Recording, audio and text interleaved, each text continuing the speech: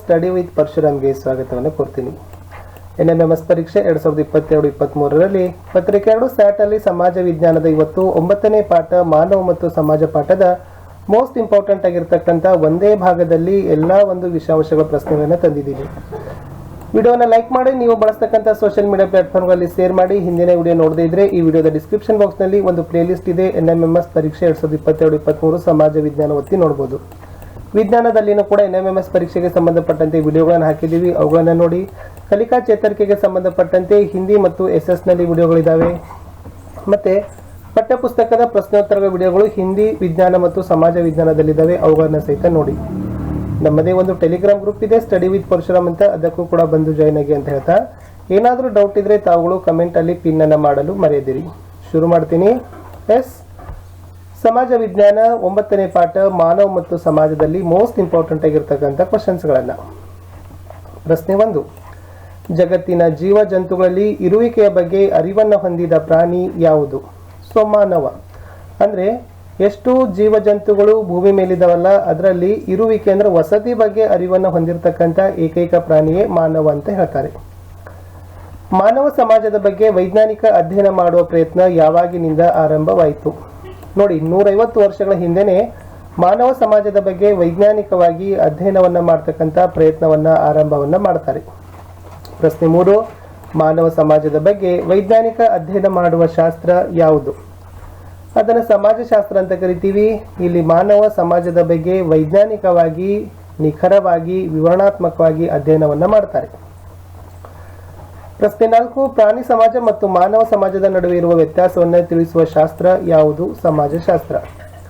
ಈ ಸಮಾಜಶಾಸ್ತ್ರ ಮಾನವ ಸಮಾಜದ ಬಗ್ಗೆ ವೈಜ್ಞಾನಿಕವಾಗಿ ಅಧ್ಯಯನ ಮಾಡೋದರ ಜೊತೆಗೆ ಪ್ರಾಣಿ ಸಮಾಜ ಮತ್ತು ಮಾನವ ಸಮಾಜದ ನಡುವೆ ಇರತಕ್ಕಂಥ ವ್ಯತ್ಯಾಸಗಳನ್ನು ತಿಳಿಸ್ತಕ್ಕಂಥ ಕೆಲಸ ಸಮಾಜಶಾಸ್ತ್ರದ ಮೂಲಕ ಆಗ್ತದೆ.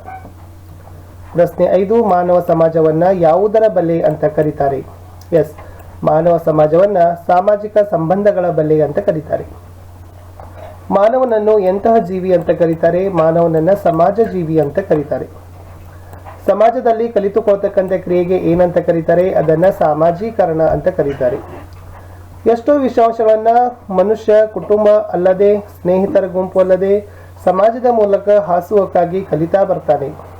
ಇಲ್ಲಿ ಸಮಾಜದಲ್ಲಿ ಕೆಲವೊಂದಿಷ್ಟು ಅಂಶಗಳನ್ನು ಆತ ಕಲಿಬೇಕಾಗ್ತದ, ಅದನ್ನೇ ಸಾಮಾಜೀಕರಣ ಅಂತ ಕರೀತಾರೆ.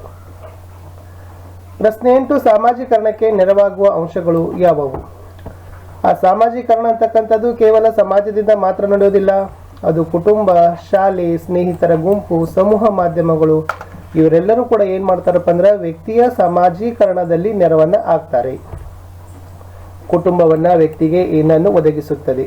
ಆಹಾರ, ಪಾಲನೆ, ಪೋಷಣೆ, ಶಿಕ್ಷಣ, ರಕ್ಷಣೆ, ಇವೆಲ್ಲ ಏನ್ ಮಾಡ್ತಾವಪ್ಪ ಅಂದ್ರೆ ವ್ಯಕ್ತಿಗೆ ಕುಟುಂಬಗಳು ಲಭ್ಯವನ್ನ ಮಾಡಿಕೊಡ್ತವೆ.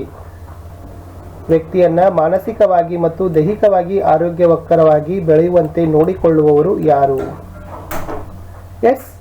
ಒಬ್ಬ ವ್ಯಕ್ತಿ ಮಾನಸಿಕವಾಗಿ ಆಗಿರ್ಬೋದು, ದೈಹಿಕವಾಗಿ ಆಗಿರ್ಬೋದು, ಬಹಳಷ್ಟು ಆರೋಗ್ಯಕರವಾಗಿ ಬೆಳಿಬೇಕಾದ್ರೆ ಆ ವ್ಯಕ್ತಿಯ ಪೋಷಕರೇ ಕಾರಣ ಆಗ್ತಾರೆ. ಸೊ ಪೋಷಕರ ಬಹಳಷ್ಟು ಮುಖ್ಯ ಆಗಿರ್ತಕ್ಕಂಥ ಪಾತ್ರ ಅದರಲ್ಲಿ ನಿರ್ವಹಿಸ್ತಾರೆ. ಔಪಚಾರಿಕ ಶಿಕ್ಷಣ ಎಲ್ಲಿ ದೊರಕುತ್ತದೆ? ಶಾಲೆ. ಇದು ಇಂಪಾರ್ಟೆಂಟ್ ಇದೆ, ಲಾಸ್ಟ್ ಟೈಮ್ ಕ್ವಶನ್ ಬಂದಿತ್ತು. ಬಟ್ ಅನೌಪಚಾರಿಕ ಶಿಕ್ಷಣ ಎಲ್ಲಿ ನಡೀತದಪ್ಪ ಅಂದ್ರೆ ಕುಟುಂಬದಲ್ಲಿ ನಡೀತದ. ಮುಂದಿನ ಪ್ರಶ್ನೆ 12, ನಾವು ಇತರರೊಡನೆ ಸಹಕರಿಸಿ ಒಟ್ಟಾಗಿ ಬಾಳೋದನ್ನ ಯಾರಿಂದ ಕಲಿತೇವೆ? ಸ್ನೇಹಿತರ ಗುಂಪಿನಿಂದ. ನಮ್ಮ ಪಿಯರ್ ಗ್ರೂಪ್ಸ್ ಅಂತ ಕರಿತೀವಿ, ಸಮವಯಸ್ಕರರ ಗುಂಪು ಅಂತ ಕರಿತೀವಿ. ಅವರ ಜೊತೆಗೆ ನಾವು ಒಟ್ಟಾಗಿ ಬಾಳೋದನ್ನ ನಾವೇನ್ ಮಾಡ್ತೀವಪ್ಪ ಅಂದ್ರೆ ಕಲಿತುಕೊಳ್ತೀವಿ. ವ್ಯಕ್ತಿಗೆ ಹೊರ ಜಗತ್ತಿನ ತಿಳುವಳಿಕೆಯನ್ನ ಯಾವುವು ನೀಡುತ್ತವೆ? ಸಮೂಹ ಮಾಧ್ಯಮಗಳು. ಇವತ್ತು ಹೊರ ಪ್ರಪಂಚದ ಬಗ್ಗೆ ರಾಷ್ಟ್ರ, ಅಂತಾರಾಷ್ಟ್ರ, ಸಿನಿಮಾ, ಕ್ರೀಡೆ, ವಿಜ್ಞಾನ, ಸಂಶೋಧನೆ, ತಾಂತ್ರಿಕತೆ, ಆಟೋಟ, ಮನೋರಂಜನೆ, ಇವೆಲ್ಲ ವಿಷಯಗಳ ಕುರಿತು ಹೊರ ಜಗತ್ತಿನ ತಿಳುವಳಿಕೆಯನ್ನ ನಮಗೆ ಸಮೂಹ ಮಾಧ್ಯಮಗಳು ಕೊಡ್ತವೆ. ಅದರಲ್ಲಿ ರೇಡಿಯೋ ಹೇಳ್ತೀವಿ, ಟಿವಿ ಹೇಳ್ತೀವಿ, ಇಂಟರ್ನೆಟ್ಗಳು ಹೇಳ್ತೀವಿ, ಆಮೇಲೆ ವರ್ತಮಾನ ಪತ್ರಿಕೆಗಳು, ಇವೆಲ್ಲವೂ ಕೂಡ ಸಮೂಹ ಮಾಧ್ಯಮದ ಅಂಗಗಳೇ ಆಗಿದ್ದಾವೆ. ಸಮಾಜಶಾಸ್ತ್ರದಲ್ಲಿ ಸಮಾಜವನ್ನ ಅಧ್ಯಯನ ಮಾಡಲು ಬಳಸುವ ಪ್ರಮುಖ ಅಂಶ ಯಾವುದು? ಇಲ್ಲಿ ಸಮಾಜಶಾಸ್ತ್ರದಲ್ಲಿ ಮಾನವನ ಕುರಿತು ಅಧ್ಯಯನವನ್ನ ಮಾಡ್ತಾರೆ, ಸಮಾಜದ ಕುರಿತು ಅಧ್ಯಯನ ಮಾಡ್ತಾರೆ. ಆದ್ರೆ ಸಮಾಜದಲ್ಲಿ ಬಳಸ್ತಕ್ಕಂಥ ಭಾಷೆ ಏನಾಗ್ತದಪ್ಪ ಅಂದ್ರೆ ಮುಖ್ಯ ಪಾತ್ರವನ್ನು ವಹಿಸ್ತದೆ. ಸಮಾಜಶಾಸ್ತ್ರದ ಪಿತಾಮಹ ಯಾರು? ಆಗಸ್ಟ್ ಕಾಮ್ಟೆ. ಇದು ವೆರಿ ಇಂಪಾರ್ಟೆಂಟ್ ಇದೆ. ಸೋಷಿಯಾಲಜಿ ಅನ್ನ ಏನು ಮಾಡ್ತಾರಪ್ಪ ಅಂದ್ರೆ ಅದರ ಒಂದು ಪಿತಾಮಹ. ಸಮಾಜಶಾಸ್ತ್ರ ಅಂದ್ರೆ ಸೋಷಿಯಾಲಜಿ. ಸಮಾಜಶಾಸ್ತ್ರ ಯಾವುದರ ಕುರಿತು ಅಧ್ಯಯನವನ್ನ ಮಾಡ್ತದ? ಎಸ್, ಬರೀ ಸಮಾಜಶಾಸ್ತ್ರ ಅಂದ್ರೆ ಸಮಾಜಕ್ಕೆ ಮಾತ್ರ ಸೀಮಿತ ಆಗಿಲ್ಲ. ಅದು ಸಮಾಜದ ಜೊತೆಗೆ ಸಂಸ್ಕೃತಿ, ವರ್ತನೆ, ಸಾಮಾಜಿಕ ಸಂಬಂಧಗಳನ್ನ ಋಣಾತ್ಮಕವಾಗಿ ಸಮಾಜಶಾಸ್ತ್ರ ಅಧ್ಯಯನವನ್ನ ಮಾಡ್ತಾ ಹೋಗ್ತದೆ. 19ನೇ ಶತಮಾನದ ಬ್ರಿಟಿಷ್ ಸಮಾಜಶಾಸ್ತ್ರಜ್ಞರು ಹಾಗೂ ಸಮಾಜದ ವಿಕಾಸವನ್ನ ಅಧ್ಯಯನ ಮಾಡಿದ ಸಮಾಜಶಾಸ್ತ್ರಜ್ಞ ಯಾರು?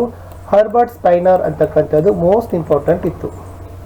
ಇವರು 19ನೇ ಶತಮಾನದಲ್ಲಿನ ಬ್ರಿಟಿಷ್ ದೇಶದ ಸಮಾಜಶಾಸ್ತ್ರಜ್ಞ, ಜೊತೆಗೆ ಸಮಾಜದ ವಿಕಾಸವನ್ನ ಅಧ್ಯಯನ ಮಾಡಿರ್ತಕ್ಕಂಥ ಸಮಾಜಶಾಸ್ತ್ರದ ಚಿಂತಕ. ಎಮಿಲಿ ಡರ್ಕೀಮ್ ಯಾವ ದೇಶದ ಸಮಾಜಶಾಸ್ತ್ರ ಚಿಂತಕರು ಅಂತ ಕೇಳಿದರೆ ಫ್ರಾನ್ಸ್ ದೇಶದ ಚಿಂತಕನೇ ಎಮಿಲಿ ಡರ್ಕೀಮ್ ಅಂತ. ಸಮಾಜಶಾಸ್ತ್ರವನ್ನ ವಿಜ್ಞಾನವಾಗಿ ಮಾಡಲು ಶ್ರಮಿಸಿದವರು ಯಾರು? ಇದು ವೆರಿ ಇಂಪಾರ್ಟೆಂಟ್ ಇದೆ. ಯಾಕಂದ್ರೆ ಸಮಾಜವನ್ನ ಬರೀ ಸಮಾಜ, ಸಂಸ್ಕೃತಿ, ಸಾಮಾಜಿಕ ಸಂಬಂಧಗಳು, ಎಸ್, ಇದರ ಬಗ್ಗೆ ಅಧ್ಯಯನ ಮಾಡೋದ್ರ ಜೊತೆಗೆ ಸಮಾಜಶಾಸ್ತ್ರ ವಿಜ್ಞಾನವನ್ನಾಗಿ ಮಾಡಲು ಏನ್ ಮಾಡಿದ್ದಾರೆ? ಶ್ರಮಿಸಿದ್ದಾರೆ. ಅದನ್ನ ಏನಂತ ಕರೀತಾರೆ? ಎಮಿಲಿ ಡರ್ಕೀಮ್ ಅಂತ ಕರೀತಾರೆ.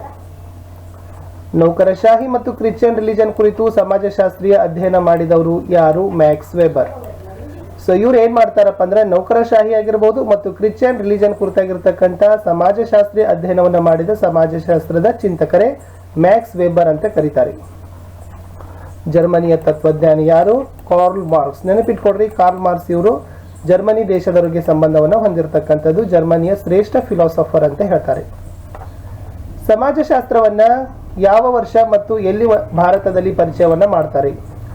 ಈ ಸಮಾಜಶಾಸ್ತ್ರ ವಿಷಯವನ್ನ 1914ರಲ್ಲಿ ಬ್ರಿಟಿಷರು ಮುಂಬೈ ವಿಶ್ವವಿದ್ಯಾಲಯದಲ್ಲಿ ಪರಿಚಯವನ್ನ ಮಾಡ್ತಾರೆ. ಇದು ಇಂಪಾರ್ಟೆಂಟ್ ಇತ್ತು.